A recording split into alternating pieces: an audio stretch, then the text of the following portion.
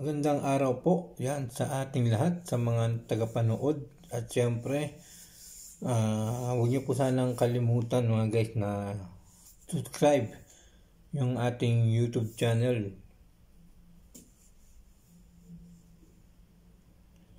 At syempre yung ating pag-uusapan mga guys ay ito'y napakahalaga. Napakahalaga mga guys. Siyempre, lalo na kung ikaw ay isang content creator. Yan. Kung ikaw ay isang vlogger. Di ba? Siyempre, bago ka magsimula mag-vlogger, bago kang tawaging isang content creator, ay dapat ay meron kang confidence 100%. Yan. Tsaka dapat ma-entertain ka sa mga tagapanood mo, sa mga nagko-comment, sa mga nagre-reaction, sa mga nagla-like, sa mga nanonood sa iyo. Yan, huwag tayo dapat maging suplado yan sa kanila. Kasi kung hindi po dahil sa mga nagko-comment, nagre-reaction, nag-share o nagla-like ay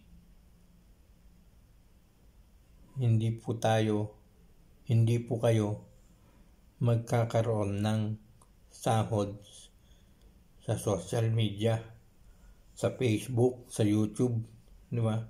Kaya kailangan mga yan para po sa mga sa mga viral, sa mga malalaki na mga YouTuber. Yan, ito po ay para po sa inyong lahat to. Wag po tayong i-snub ng mga tagapanood natin, lalong na sa mga nagko-komento sa inyo, diba? Mahirap naman po yung ganun, yung puro na lang kayo yung dapat pansinin, diba? Nakikita ko kasi mga guys, nakikita ko sa mga nagko-komento ay talagang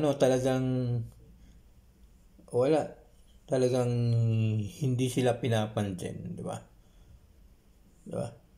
Kanino ba nanggagaling yung kinikita nila? Nanggagaling yung kinikita ng mga vlogger na yan, ng mga viral na yan, ng mga content creator sa mga tagapanood nila, sa mga nagko-comment sa kanila, sa mga nagre-reaction, sa mga nag-share ng kanilang mga video. Kaya wag po tayong magiging isnabero, di ba? Tulungan po natin sila. Tulungan po natin sapagkat yung mga sinasahod natin, yung mga kinakain natin, mga kinakain ninyo na nanggagaling sa Facebook, sa YouTube, ay nanggagaling po yan sa mga tagapanood. Sila po yung nagbibigay ng pagkain ninyo. Kaya kailangan ay wag po natin sila iisnabin. Kahit konting comment lang, kahit konting respond lang sa mga nagko-komento sa inyo, di ba? Kahit mag-thank you ka lamang, di ba? Kahit mag-thank you lang, masaya na sila. Pero yung nakikita ko sa mga Facebook, sa YouTube, di ba? Alam naman natin guys, siyempre, sabihin ng iba, madami kasi kaya hindi ko minsan nare-replyan, di ba? Siyempre, kaya mo reply niyan, thank you ka lang naman. Magte-thank you ka, di ba? Tapos ang nakakaano pa diyan ay lolokohin pa kayo ng mga kunyari sa sugal, di ba? Alam naman bawal yan, di ba? Hindi porket kailangan kapag nag-register ka, nag-register ka sa binababa nilang link, bibigyan ka ng sasabihan nila, bibigyan ka ng pera, di ba? Bibigyan ka ng pera pero wala naman nangyayari, di ba? Kaya maraming kung mapapansin nyo mga guys, Kaya sa Facebook makikita ninyo yung mga link na yan ang diyan sila kumukuha ng mas malaking kita. Kaya dapat mga guys, sa mga viral na content creator, yan, manood kayo Manood kayo dito mga viral na content creator. Dapat ay wag po natin i-snabin o wag po natin lolokohin yung ating mga tagapanood. Diba? Yung mga nagko-comment sa inyo, please naman, replyan ninyo.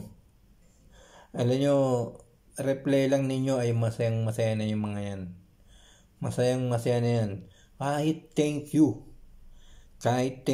masayang-masaya na sila. Yun lamang naman po ang hinihingi ng mga tagapanood. Diba?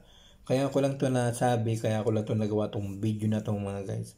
Kasi nga, minsan pag ako'y tumitingin sa mga Facebook, yan, sa mga viral na mga content creator, di ba? Nalulungkot ako kasi wala man lamang nagre-respond sa kanila. Wala man nagre-respond. Kahit heart lang sana, di ba? Kahit magsabi lang ng thank you o kahit na isang beses lang tapos ipipin niya lang, pwede naman yun. Pero yung iba, dapat yan ang unang ugali ng isang content creator. Yung papansin nila yung mga nagko-komento sa kanila. Kasi yung mga tao na yan, yung mga sumusuporta sa kanila, sila yung nagbibigay ng pera sa inyo. Sila yung nagpapakain sa inyo. Sila yung nagpapasahod sa YouTube, sa Facebook, at dahil sa kanila ay nagkakaroon kayo ng sahod every month. Kaya nga sa mga nagsisimula pa lang, ito lang ang masasabi ko sa inyo mga guys. Sa mga nagsisimula pa lang sa YouTube, sa Facebook, o kahit hindi ka pa viral, dapat ganito ang ipapakita ninyo sa mga tagapanood ninyo. Magre-reply tayo. Magre-respond tayo sa kanila. Kasi kung wala yung mga nagko-komento, kung wala yung mga nagre-reaction, kung wala yung mga nagla-like, kung wala yung mga taga-suporta, mga taga-panood, ay hindi po tayo kikita. Ako, maliit pa lang yung aking YouTube channel. Kaya, okay lang sa akin kahit